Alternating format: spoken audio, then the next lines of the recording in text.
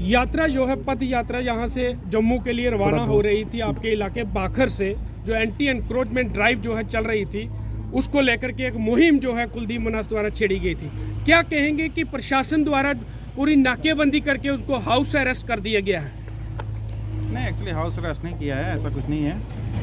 यहाँ पे आज वीआईपी मूवमेंट्स वगैरह थी, डी साहब वगैरह विजिट पे थे सुंदरबनी की, तो और भी कार्रवाई वगैरह भी यहाँ पे है। नहीं, कार्रवाई के लिए सर आरोपी वाला अलग से होती है, वो मैजिस्ट्रेट की ड्यूटी नहीं होती है। एक्चुअली इन्होंने रैली वगैरह ऑर्गेनाइज करनी थी कुलदीप सिंह जी ने, तो रैली के लिए इनके पास जब मैंने पूछा कि कोई लीगल परमिशन है कॉम्पिटेंट अथॉरिटी से, तो ये प्रोवाइड नहीं कर पाए, तो इसलिए हमने बोला कि आप रैली को ऑर्गेनाइज नहीं कर सकते, तो बस इसीलिए हमने कोई इनको हाउस अरेस्ट वगैरह कुछ नहीं, ऐसा कुछ नहीं किया। लेकिन पहले मीडिया को अंदर आने से यहाँ पर रोका गया, आखिर किस वजह से मीडिया को रोका गया?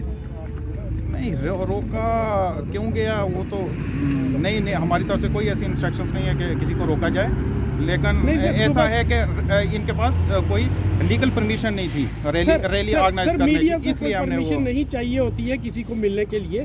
बट पिछले 8 बजे से सुबह 2 घंटे से 2 पत्रकार यहाँ पे साथी वेट कर रहे थे, लेकिन आपने उन्हें अंदर जाने की इजाज़त नहीं दी सर।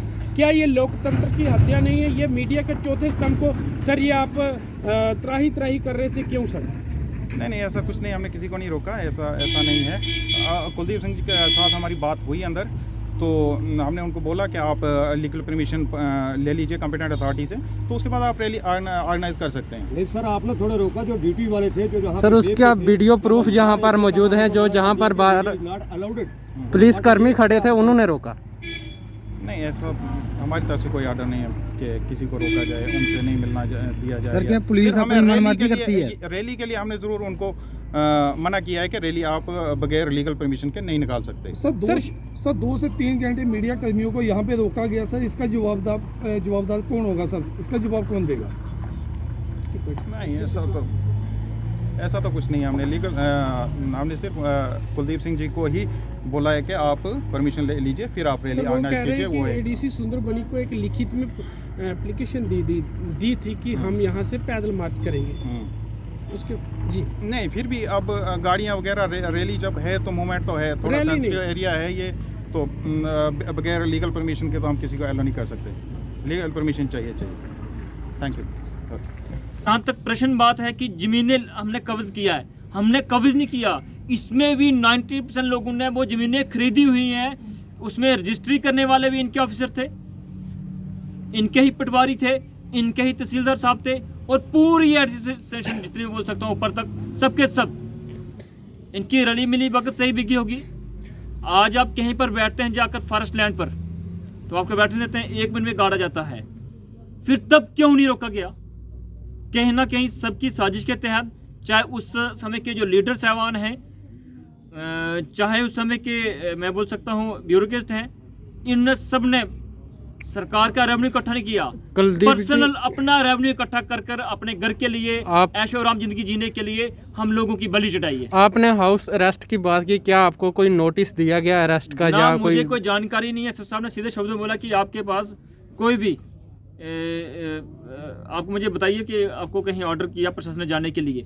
मैंने बोला प्रशासन से मुझे ऑर्डर मांगने क्यों था, मैंने कल एडीसी साहब को एप्लीकेशन दी थी, मैं पैदल यात्रा चल रहा हूँ, उन्होंने मुझे उसमें लिख देते एप्लीकेशन पे नहीं आप जा सकते। क्यों प्रतिबंध लगाया जा रहा था? गरीब जनता की आवाज को उठाने के लिए प्रशासन क्यों आपको रोक रहा था? कारण क्या है? क्योंकि इसमें जो रेवेन्यू डिपार्टमेंट से जुड़े लोग हैं, ये यात्रा बढ़ेगी, इस यात्रा में हजारों में लोग जुड़ेंगे। जम्मू जाते जाते जैसे पता आपको 21 तारीख को संपूर्ण जम्मू कश्मीर में हम प्रार्थना करेंगे सब लोग वहाँ आएँ। तो जब इसमें इंक्वायरी होती है, सीबीआई इंक्वायरी होगी, किन लोगों ने ज़मीन बेची है, कौन से दलाल हैं जो प्लाट बनाकर जम्मू में ज़मीन बेच रहे थे और अफसरों की मिली भगत से, ये सब पकड़े जाएंगे, ये अपने डर के कारण। क्या प्रशासन आपसे डर चुका है? जी, मेरे से नहीं डरा है, ये जम्मू कश्मीर के लोगों से डरा है। कुलदीप मनास से अब जम्मू कश्मीर हर जगह को कुलदीप मनास दिखाई देगा, क्योंकि हमारी आवाज़ है कि हमें मालिकाना हक दिया जाए। हक कौन सा मांगे? ये नहीं हमें कहीं से ज़मीन उठा के दे दो, जहाँ पर हम 40 साल से कब्ज हैं, 50 साल से कब्ज हैं। इन पहाड़ियों को हमारे बुजुर्गों ने खून पसीने से खेत बनाया है, फिर जाकर उसमें आज दाना आता है। ऐसे नहीं आता जनाब, हमारे खून के कारण आज वहाँ दाना निकलता है। पीला पंजा तो लगातार जारी है, चल रहा है, कहीं रोक नहीं लगी है। आप क्या कहेंगे कि आपकी इस आवाज़ से अंकुश लग पाएगा?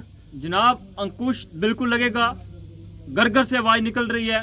ये नहीं कि हम यात्रा रोकेंगे, ये कब तक रोकेंगे? आज रोकेंगे, कल रोकेंगे, परसों रोकेंगे, हम निकलेंगे। हम फिर भी जम्मू जाएंगे। तमाम जम्मू कश्मीर की जनता से मेरी प्रार्थना है, इकट्ठे हो जाओ, पार्टियां भूल जाओ। ना पार्टी हमारी कांग्रेस है, ना हमारी एनसी है, ना हमारी पीडीपी है, ना हमारी बीजेपी, पार्टी कोई भी नहीं। अपने को लेकर के एक यात्रा जो है सुंदरबनी बाखर से निकाली जा रही थी और उस यात्रा को इजाज़त नहीं दी गई और प्रशासन द्वारा यहाँ पे हाउस अरेस्ट कर लिया गया, क्या कहेंगे?